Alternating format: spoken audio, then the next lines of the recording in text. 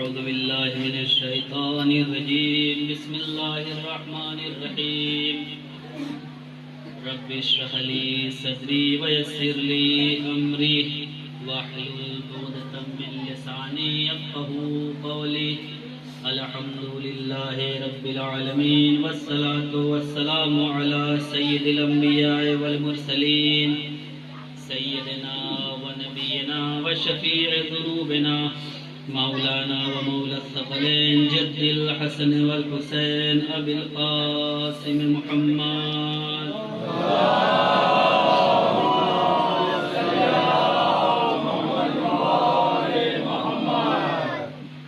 وآل بيته الطيبين الطاهرين المعصومين المظلومين المنتجبين ولعنة الله على أعدائهم أجمعين من الآن إلى قيام يوم الدين أما بعد فقد قال الله سبحانه وتعالى في القرآن الكريم بسم الله الرحمن الرحيم ويقول الذين كفروا لست مرسلا قل كفى بالله شهيدا بيني وبينكم ومن عنده علم الكتاب اکثر والی محمد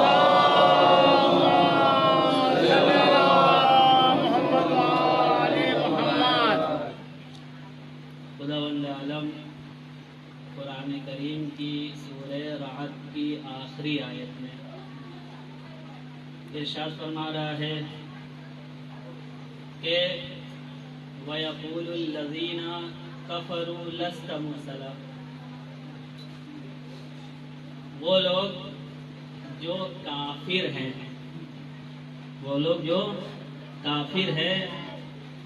کہتے ہیں اور کہتے رہیں گے کیونکہ جو فعل اللہ نے استعمال کیا ہے جو ورب استعمال کیا ہے وہ فعل مضارع ہے فعل مضارع کی خصوصیت یہ رہتی ہے کہ اس میں حال کا بھی زمانہ پایا جاتا ہے اور آئندہ استقبال کا بھی زمانہ پایا جاتا ہے خداوند عالم یہاں کے اوپر فرما رہا ہے جو کافر ہیں کافر کہتے ہیں اور کہتے رہیں گے کیا کہتے ہیں اور کہتے رہیں گے لست مرسلا اے پیغمبر آپ اللہ کے رسول نہیں ہیں آپ اللہ کے بنائے ہوئے نہیں ہیں یہاں سے آیت کے اس ایک ٹکڑے سے پتہ تو چل گیا کہ کافر کی ایک نشانی یہ ہوتی ہے کہ وہ پیغمبر کی بات کو نہیں مانتا کافر کی ایک نشانی یہ ہوتی ہے کہ وہ پیغمبر کو مرسل نہیں مانتا پیغمبر کو اللہ کی طرف سے بھیجا ہوا نہیں مانتا اب اگر آپ کو دیکھنا ہے کہ کافر کون ہے تو آپ کو دیکھنا پڑے گا کہ صلح حدیبیہ میں کس نے پیغمبر کی بات کو نہیں مانا تھا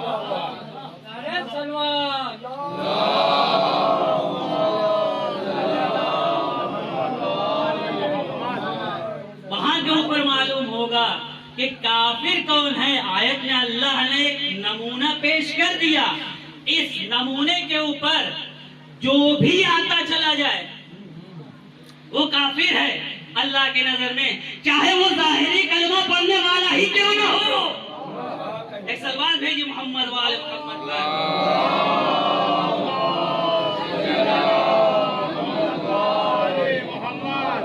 انہی کافرین کے جواب میں پھر اللہ نے اسی آیت کے ٹکڑے میں جواب دیا قل کفا باللہ شہیدم بینی و بینکم اے رسول کہہ دیجئے پیغمبر کو اللہ نے مہلت نہیں دیا کہ اپنی طرف سے کچھ کہے مہلت نہیں دیا بلکہ اللہ کا رسول وہی کہتا ہے کہ جو وہی آتی ہے کہلوایا جاتا ہے کہ رسول آپ کہہ دیجئے یعنی اللہ کے رسول کو یہ بھی اللہ نے اختیار نہیں دیا کہ وہ اپنی طرف سے کچھ کہے اللہ کے رسول نے اللہ نے اپنے رسول کو یہ بھی اختیار نہیں دیا کہ وہ اپنی طرف سے کچھ کہے تو عزیزو یہی کے اوپر ایک بات تو سمجھ میں آ گئی کہ اللہ کا رسول کبھی بھی کچھ کہتا ہی نہیں اور کچھ کرتا بھی نہیں مگر یہ کہ وہی کہتا اور کرتا ہے کہ جو وہی آتی ہے اب اگر غدیر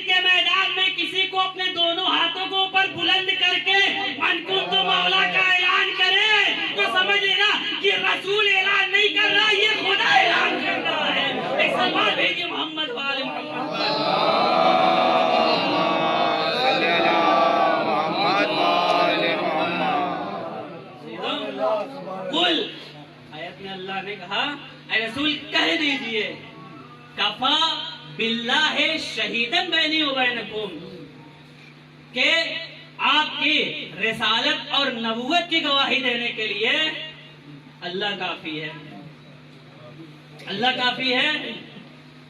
اور دوسرا کون کافی ہے؟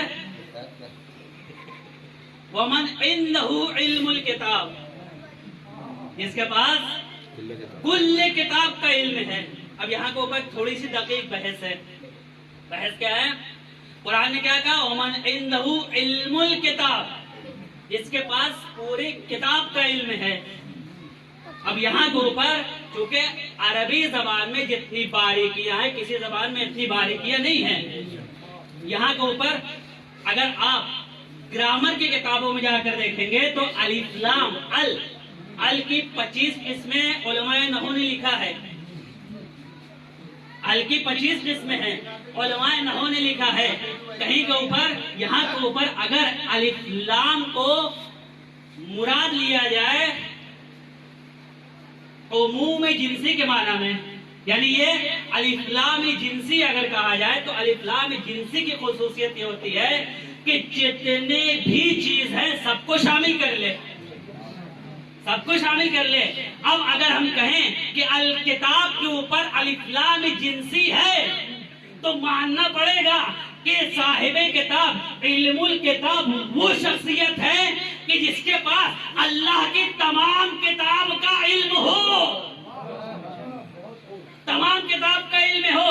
ارے اس کا علم اس طریقے سے ہو، اس کا علم کتاب کے اوپر وہ شخص اس طریقے سے مسلط ہو کہ منبر کوفہ کے اوپر یہ اعلان کرتا ہوا نظر آئے، اگر دیکھو اگر میرے پاس اہل انجیل لے کر آئیں گے تو میں انجیل کے مطابق فیصلہ کروں گا، اگر توریت لے کر آئیں گے تو میں توریت کے مطابق فیصلہ کروں گا، اگر زبور لے کر آئیں گے تو میں زبور کے مطابق فیصلہ کروں گا، اور اگر اہل قرآن میرے درمیان آئے تو میں قرآن سے فیصلہ کروں گا۔ ایک سلوات بھیجیے محمد وآل محمد پر۔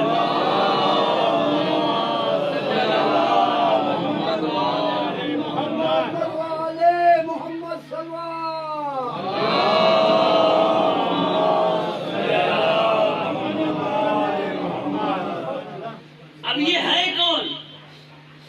کہ دو باتیں ہیں قرآن نے بہت ہی باریکی سے استعمال کیا ہے۔ کیا کہا؟ علم الکتاب، جس کے پاس پورے کتاب کا علم۔ بعض لوگوں نے کتاب سے مراد قرآن مجید کو بھی لیا ہے،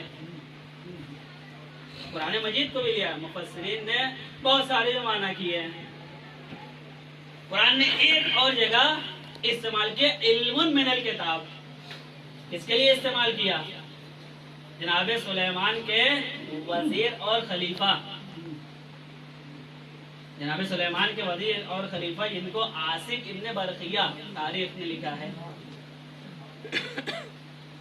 جب تخت بلقیس لانے کی بات آئی تو جناب سلیمان نے اپنے درباریوں سے کیا کہا؟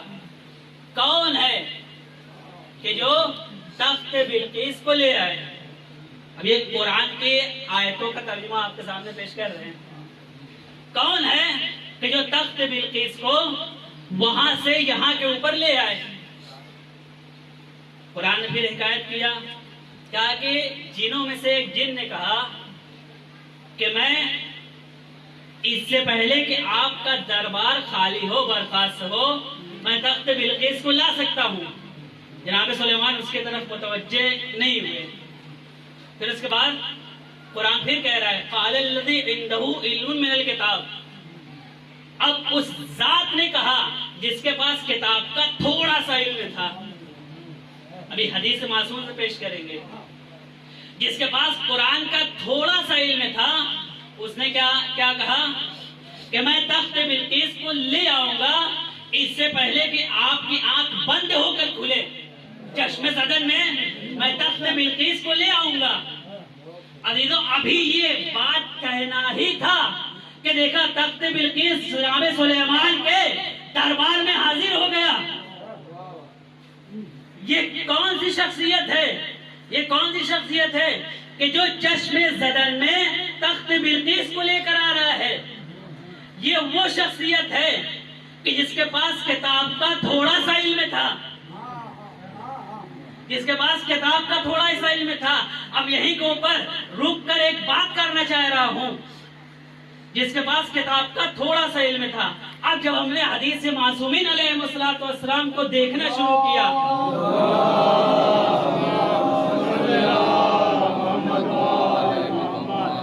اب کتنا علم تھا اس کی بھی تشریح ضروری ہے۔ فرق کیا ہے علم الکتاب میں اور علم من الکتاب میں؟ دوسرے لفظوں میں کہہ دیا جائے فرق کیا ہے علی میں اور عاصم ابن برقیہ میں؟ تیسرے لفظوں میں کہہ دیا جائے کہ رسول کے وزیر میں کیا فرق ہے اور سلیمان کے وزیر میں کیا فرق ہے؟ ایک سلوات بھیجیے محمد و آل محمد پر۔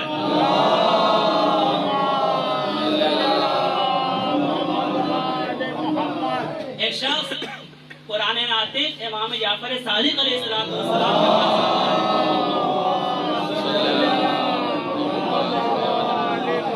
آنے کے بعد سوال کرتا ہے، مولا یہ بتائیے علم من الکتاب زیادہ علم رکھتا ہے یا علم الکتاب زیادہ علم رکھتا ہے؟ تفسیر نور الثقلین کا حوالہ ہے، دیکھ لیجئے گا۔ ویسے ہم نے کئی کتابوں میں جو اس حدیث کو پڑھا ہے، لیکن تفسیر نور الثقلین آنے کے بعد پوچھتا ہے، مولا یہ بتائیے کہ علم الکتاب میں اور علم من الکتاب میں کیا فرق ہے؟ کس طریقے سے اس کا علم ہے اور کس طریقے سے اس کا علم ہے؟ کیا علم من الکتاب افضل ہے علم الکتاب سے؟ علم من الکتاب افضل ہے علم الکتاب سے؟ ایک مرتبہ امام جعفر صادق علیہ السلام نے فرمایا،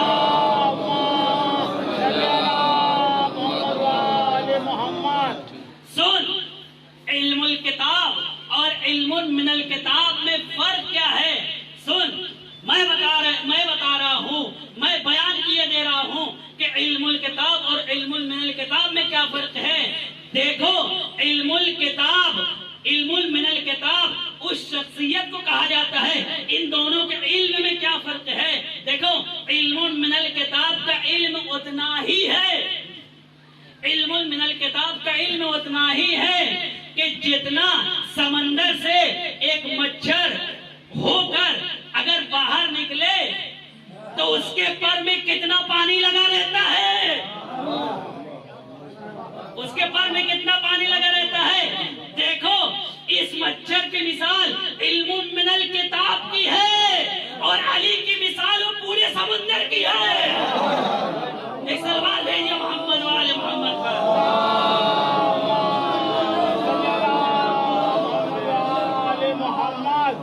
علم من الکتاب اور علم الکتاب میں دوسرا یہ فرق ہے۔ دوسرا فرق خود امیر المومنین علیہ السلام نے بیان کیا۔ ایک سوال بھی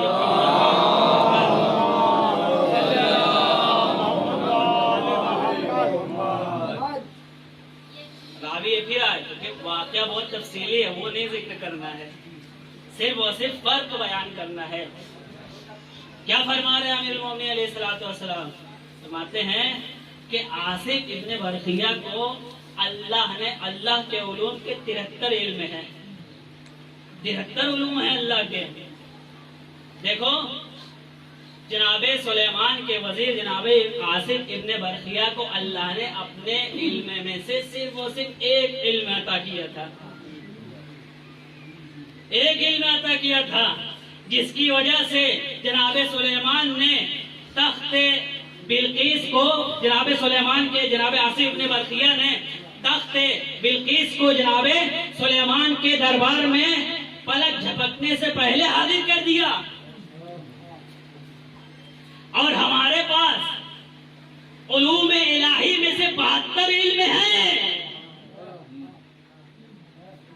اب عزیزو، جب ایک علم کا کمال یہ ہے، جب ایک علم کا کمال یہ ہے کہ وہ چشم زدن میں تخت بلقیس کو جناب سلیمان کے دربار میں حاضر کر سکتا ہے، یہ ایک علم کا کمال ہے۔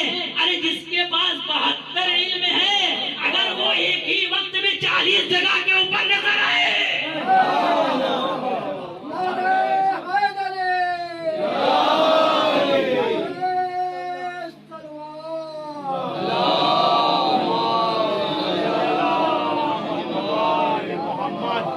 ये इल्म अली अलैहिस्सलाम है। अजीजों, ये रसूल का दूसरा गवाह अमीरुल मोमिनीन अलैहिस्सलाम दूसरे गवाह रिसालत के। जाहिल इंसान गवाही नहीं दे सकता। यही तो वजह है कि जब अमीरुल मोमिनीन अलैहिस्सलाम से अच्छा बात एक सलवात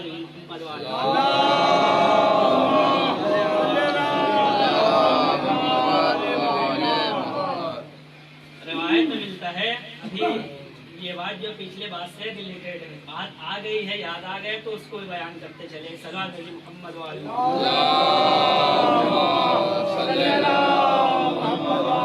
मोहम्मद इल्मुल किताब से मुराद जनाबे अमीरुल मोमिनीन और आपके बाद अइम्मा मासूमीन अलैहिस्सलाम है। यही वजह है कि एक शख्स इमाम जाफर सादिक अलैहिस्सलाम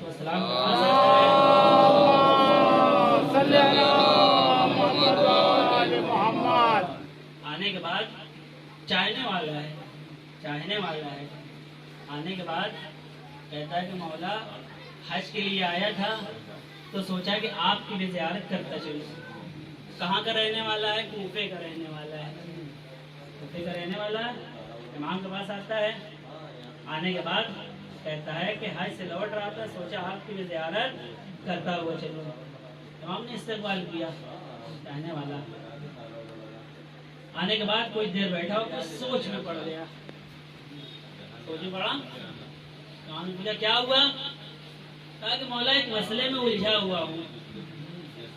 कहा क्या मसला है? इससे पूछ रहा है, पुराने नातिक से पूछ रहा है। पुराने नातिक से पूछ रहा है जिसके पास कुल किताब का इल्म है। कहा कि मौला समझ में नहीं आ रहा है कि जनाब आसिफ इब्न बरकिया इन्होंने एक लम्हे में तख्त बिल्किस को जनाब सुलेमान के दरबार में हाजिर किया। उनके पास किताब का थोड़ा सा इल्म था, लेकिन आप किताब का पूरा इल्म रखते हैं। क्या आप इस बात पे कादिर नहीं हैं? क्या आप इस बात पे कादिर नहीं हैं? मौला ने फरमाया क्या चाहता है? कहता है कि मैं चाहता हूँ कि मैं भी कूफे चला जाऊं। अब देखिए मदीना और कूफे का फासला काफी तवील है। एक मरतबा जैसे ही उस शख्स ने ये जुमला कहा, कुरान नातिक इमाम जाफर सादिक अलैहिस्सलाम के ज़बान से निकला,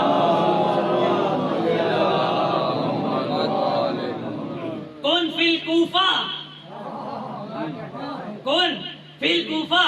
जैसे ही इस जुमले का कुरान नातिक की जबान से निकलना था, ये शख्स कहता है कि मैंने लफ्ज़ कुन का काफ मदीने में सुना और नून कूफे में सुना।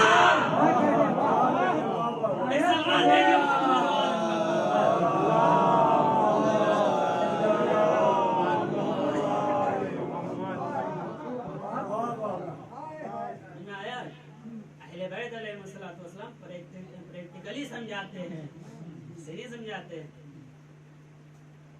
अब आइए, कुरान ने अमीरुल मोमिनीन अलैहिस्सलाम को गवाह बनाया है।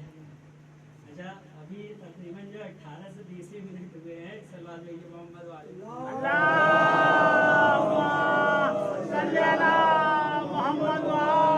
मोहम्मद कुरान से बयान करते हैं कि शाहिदे रसूल कौन है। पैगंबर की रिसालत की गवाही देने वाला कौन होना चाहिए? बयान करते हैं कुरान से।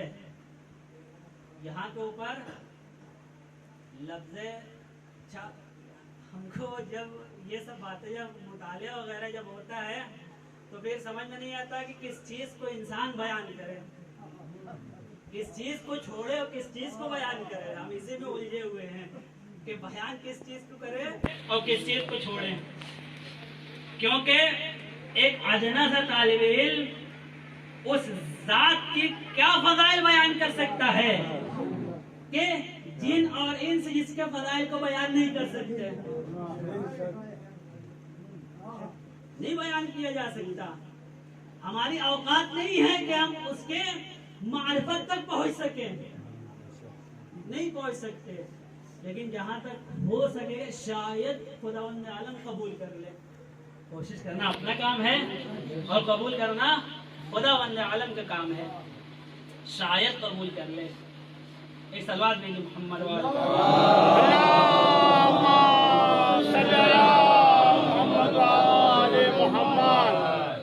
قرآن نے پھر دوسری جگہ کہا، کیا کہا؟ اب دیکھیے شاہد رسول کون ہو سکتا ہے.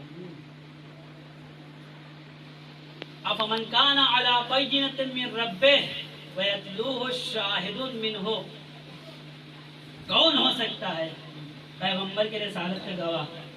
قرآن کہہ رہا ہے افمن کان علی بینۃ من ربہ، وہ کون ہے کہ جو اپنے رب کی طرف سے دلیل اور بینے کے اوپر ہے.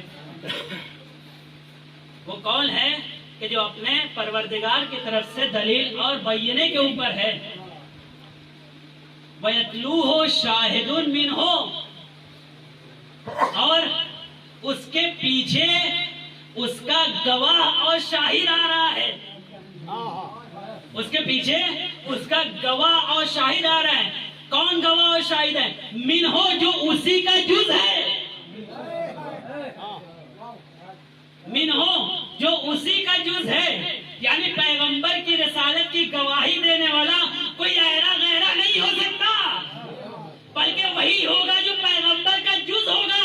ارے جس کے بارے میں پیغمبر نے فرمایا ہوگا کہ یا علی انتا منی وانا من، اے علی تو مجھ سے ہے اور میں تجھ سے ہوں.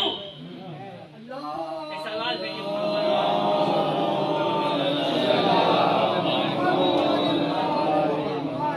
اس حدیث کو صرف اور صرف ہمارے علماء نے نہیں لکھا.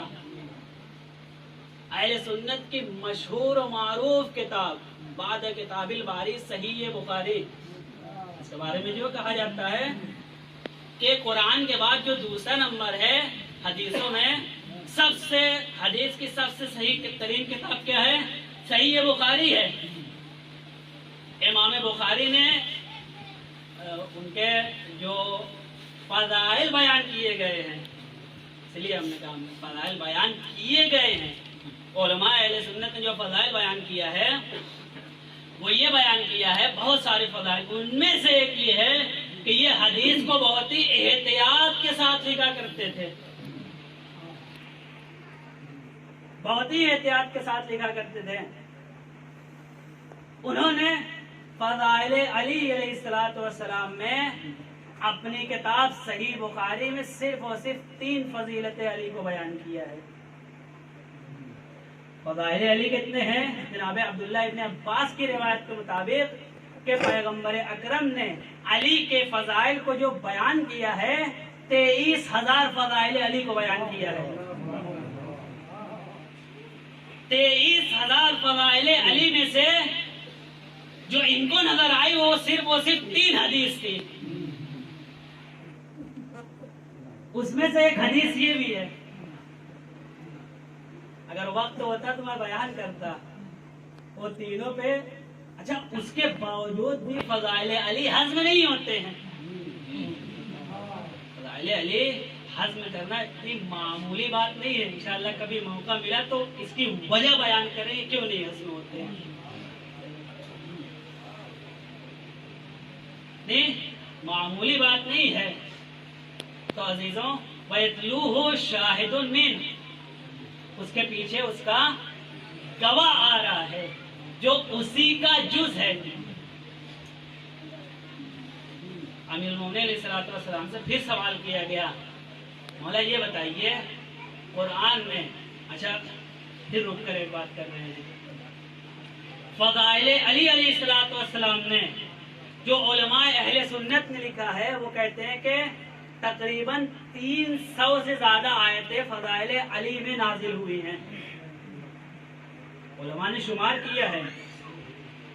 اور جو ہمارے یہاں ہے تو ہمارے علماء نے 1000 سے زیادہ. لیکن ہم کہتے ہیں کہ پورا قرآن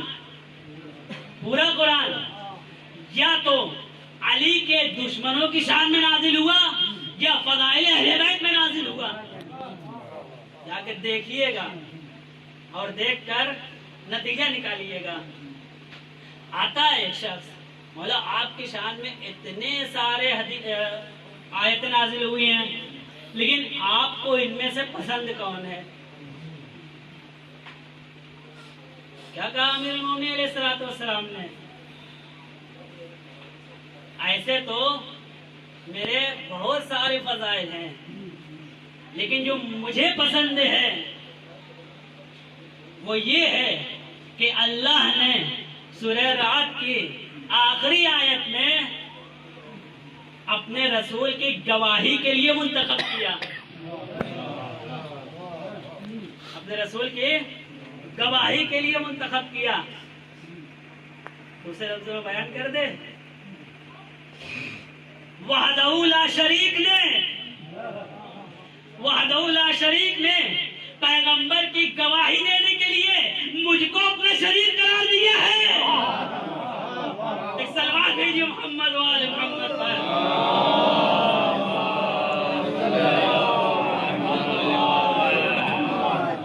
تو عزیزوں، کیونکہ دامن وقت میں گنجائش نہیں ہے لہذا اب انشاءاللہ کبھی موقع ملا تو فضائل علی کو بیان کیا جائے گا. اتنے زیادہ فضائل ہیں کہ کوئی گن نہیں سکتا. شاہد رسول اپنے زمانے میں امیر المومنین علیہ الصلوۃ والسلام ہیں. پیغمبر کے بعد علی علیہ الصلوۃ والسلام ہیں. ان کے بعد جو سلسلہ چلتا ہے وہ صرف انہی کے اوپر ختم نہیں ہوتا ہے. وہ کربلا اور کربلا کے بعد تک جاری ہے اور آج تک جاری ہے.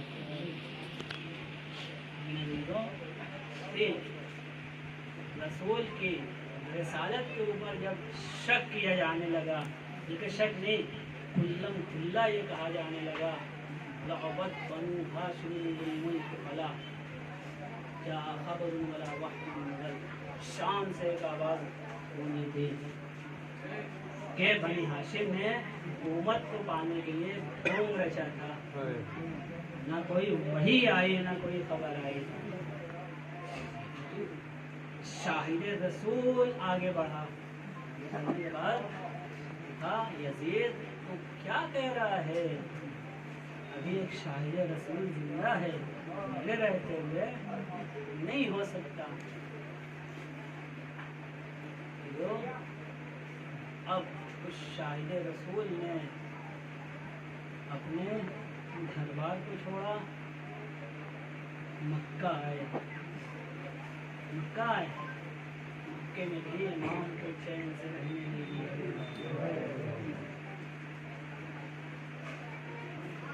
حاجیوں کے لباس میں، حاجیوں کے بھیس میں امام حسین علیہ السلام کو قتل کرنے کے لیے آدمی بھیجے جانے لگے. مکہ جائے امن تھا لیکن فرزند رسول کے لیے کوئی امن کی جگہ نہیں تھی. امام نے 9 ذی الحجہ کو اپنے حج کو ترک کیا اور کوفے کی طرف روانہ ہوئے. لیکن کوفے بھی نہیں جانے دیا گیا. اور راستے میں ترک لشکر امام کو روک لیتا ہے.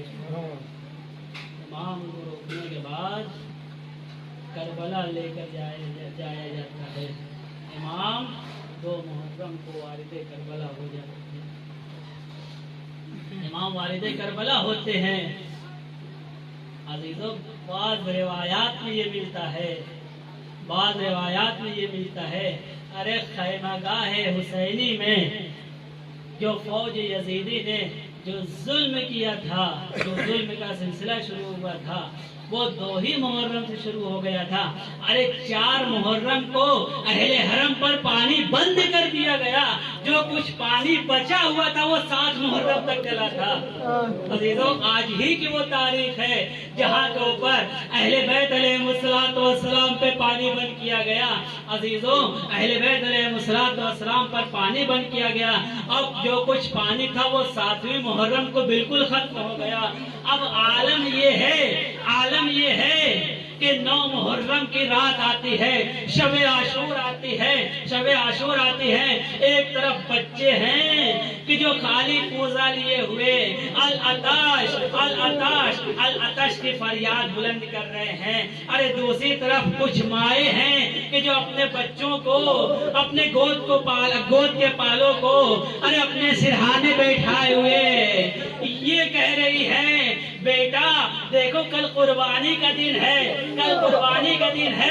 ارے کوئی آج اہل بیت علیہ السلام کے اوپر نہ آنے پائے، اس سے پہلے تم اپنے آپ کو حسین کے اوپر قربان کر دینا۔ عزیزوں، رات کا وقت ہے، امام حسین علیہ السلام جناب عباس علیہ السلام کو ساتھ لیتے ہیں۔ بھیا عباس، ارے چلو ذرا خیموں کا جائزہ لیتے ہیں۔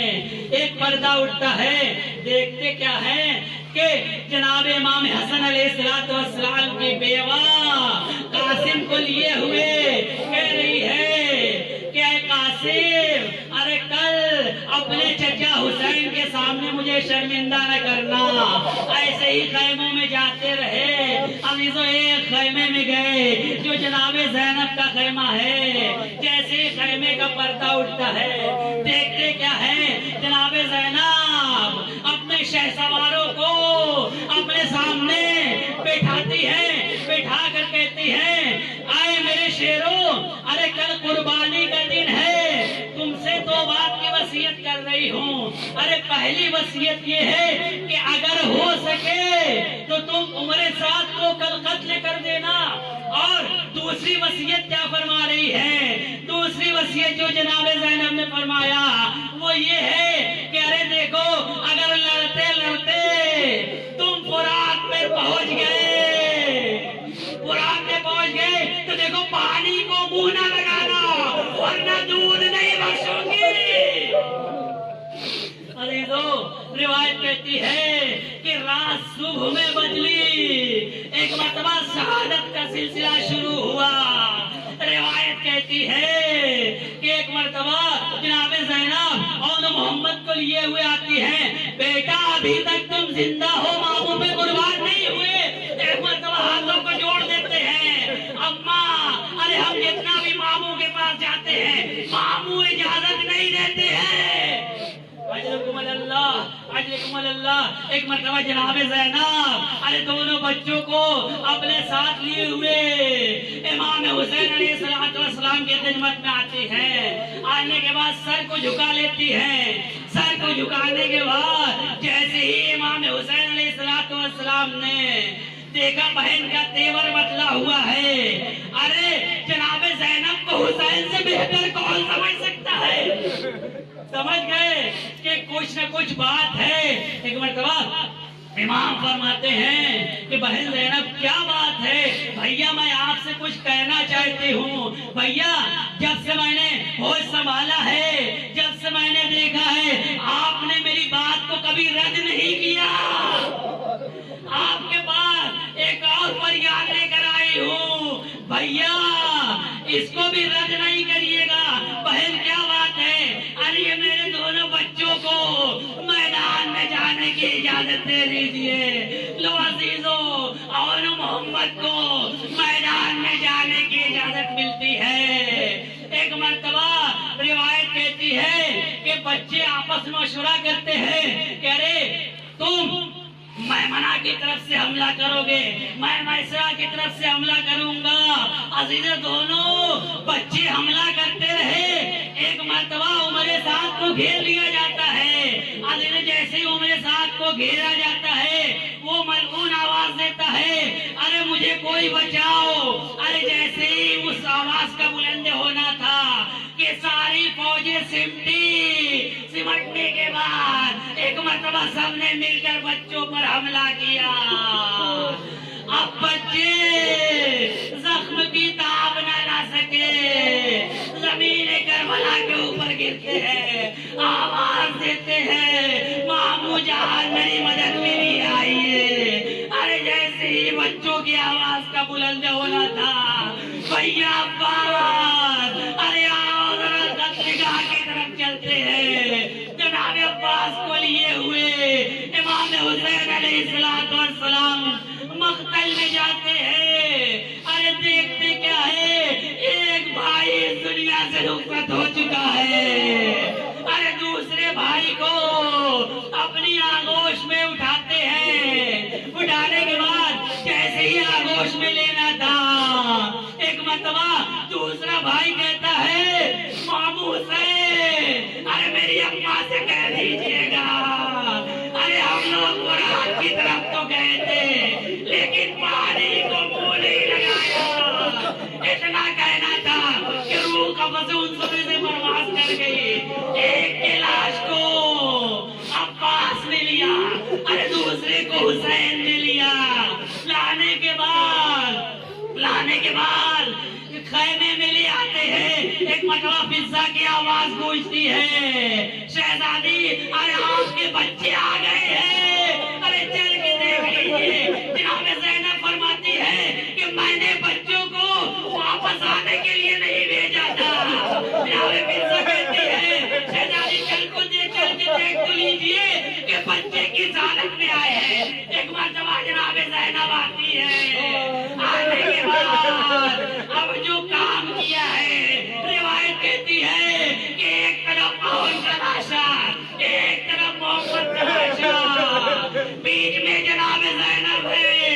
जनाब ज़ैनब बीच में है। एक मरतबा गिरिया करती है। अरे सवाल करने वाले ने सवाल किया, कह रहे आप क्यों रो रही है? कहा कि मैं बच्चों के ऊपर नहीं रो रही हूँ, अरे मैं हुसैन की मज़लूमियत पे रो रही हूँ। क्योंकि अरे मेरे दोनों बच्चे थे, मैंने हुसैन पे कुर्बान कर दिया। अब मेरे पास कुछ नहीं है कि मैं हुसैन के ऊपर कुर्बान कर सकूं। इन्ना लिल्लाहि व इन्ना इलैहि राजिऊन। कदम में कज़ाही व तस्लीमन।